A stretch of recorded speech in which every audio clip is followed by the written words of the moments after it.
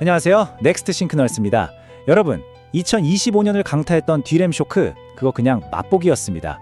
이제 시장의 모든 공포는 다음 타겟, 바로 낸드 플래시를 향하고 있습니다.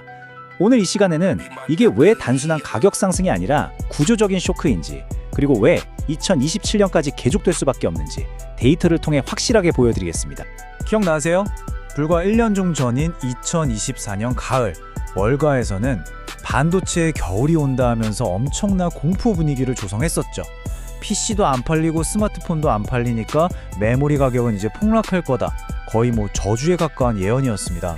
그런데 현실은 어땠죠? 그 예언 정말 보기 좋게 빗나갔습니다. 아니, 완전히 틀렸다고 봐야죠. 지금 글로벌 반도체 시장은 역사상 처음으로 연간 매출 1조 달러 시대를 열면서 전례가 없던 슈퍼사이클로 진입했습니다. 예측 실패의 스케일 자체가 정말 압도적입니다. 그러니까 HBM 없어서 난리였던 그 D램 쇼크는 말이죠, 이 거대한 흐름의 시작을 알리는 개막전이었을 뿐입니다. 이제 시장은 필연적으로 뒤따라올 수밖에 없는 다음 충격, 바로 낸드 쇼크가 오고 있음을 직감하고 있는 거죠. 자, 그럼 도대체 왜 D램 쇼크 다음에 반드시 낸드 쇼크가 올 수밖에 없다고 하는 걸까요? 그 핵심적인 작동 원리, 바로 트윈 쇼크 가설부터 한번 살펴보겠습니다. 보통 D램이랑 낸드는 따로 논다고 생각하잖아요. 근데 AI 시대에는 이게 완전히 달라졌습니다. 마치 시차를 두고 터지는 연쇄폭탄처럼 말이죠. AI 모델의 생명주기를 생각해보면 아주 간단한데요.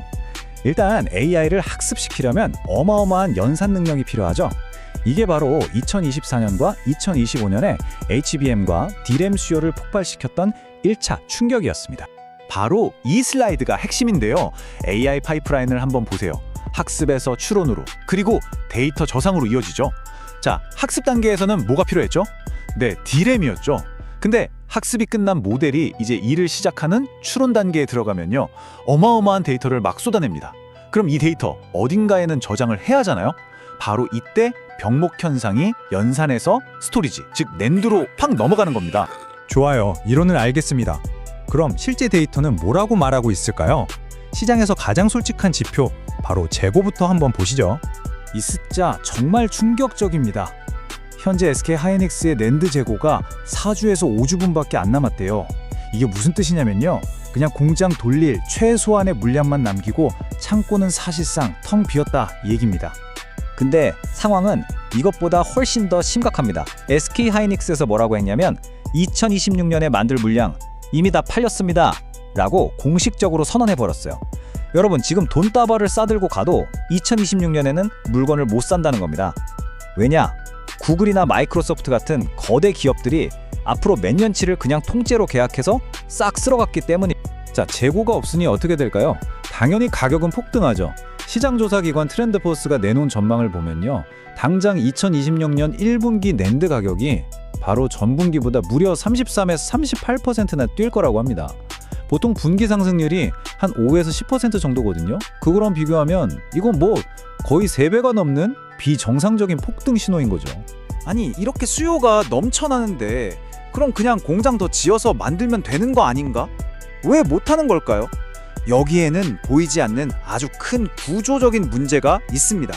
바로 구축 효과라는 건데요. 이 슬라이드에 있는 투자 비중을 한번 보세요. 너무나 명확하죠. 지난 2년 동안 반도체 회사들은 돈이 훨씬 더 많이 되는 HBM 만드는데 거의 모든 돈과 자원을 쏟아부었습니다. 그러다 보니 상대적으로 수익성이 떨어지는 낸드에 대한 신규 투자는 사실상 멈춰 있었던 겁니다. 그리고 바로 그 결정이 지금의 이 재앙을 만든 겁니다. 반도체 공장 하나 짓는데 최소 2년 이상이 걸리거든요. 다시 말해서 2023년과 2025년에 낸드에 투자를 안 했던 그 공백이 2026년에 공급 절벽이라는 피할 수 없는 결과로 돌아온 거죠. 그럼 중국이 만들면 되잖아요? 하는 질문이 나올 수 있죠. 네, 맞습니다. 중국의 YMTC가 정말 무섭게 생산량을 늘리고 있어요. 하지만 문제가 뭐냐면 미국의 제재 때문에 애플이나 델, 아마존 같은 글로벌 회사들은 이 중국산 칩을 아예 쓸 수가 없습니다.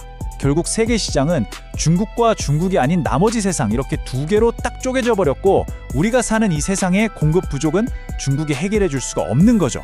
자, 그럼 이 거대한 시장의 흐름이 결국 우리 같은 평범한 소비자들한테는 어떤 영향을 미칠까요? 결과는 아주 명확하고 또 뼈아픕니다. 제조사 입장에서는요, 한정된 생산 라인으로 뭘 만들겠어요? 당연히 마진이 많이 남는 귀염용 SSD를 먼저 만들겠죠.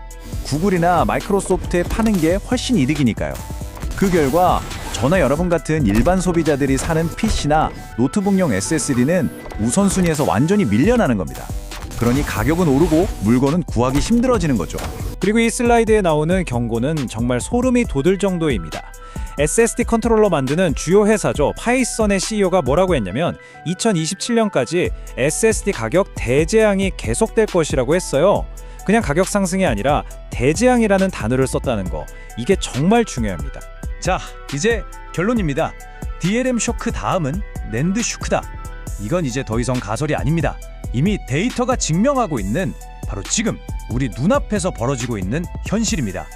2026년의 메모리 시장은요, AI라는 이 거대한 혁명이 우리 하드웨어에 청구한 아주 비싼 청구서라고 볼 수 있습니다.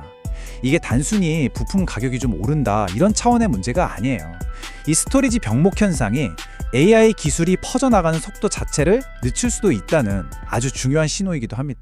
혹시 PC 업그레이드를 생각하고 계시거나 관련 기술주에 투자를 고민하고 계신 분이 있다면 지금 이 공급 쇼크가 나에게 어떤 의미인지 한번 깊게 생각해 보셔야 할 때입니다. 월과가 말했던 그 차가운 겨울은 오지 않았습니다. 대신에 모든 걸 삼켜버릴 것처럼 뜨거운 공급 충격의 여름이 바로 지금 시작됐습니다. 지금까지 넥스트 시그널스였습니다.